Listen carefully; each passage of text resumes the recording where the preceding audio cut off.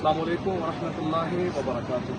الحمدللہ ہمارے لیے سعادت کی بات ہے کہ اس وقت ہم کربلا کی سرزمین پر ہیں۔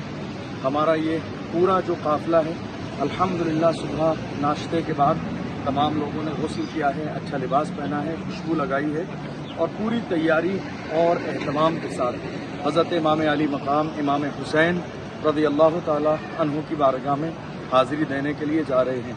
الحمدللہ یہ ہمارے لیے سعادت کی بات ہے کہ پروردگار عالم نے ہمارا انتخاب فرمایا اور اس مبارک سرزمین پر ہمیں آنا نصیب ہوا۔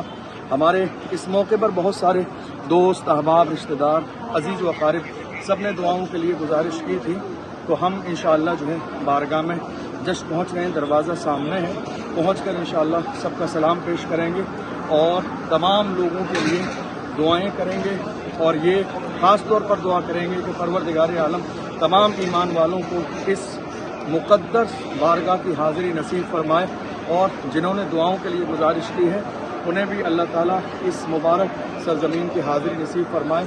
آپ دروازے کی زیارت کر لیجیے۔ الحمدللہ آقا حسین کا روزہ اور یہ دروازہ ہماری نگاہوں کے سامنے ہے۔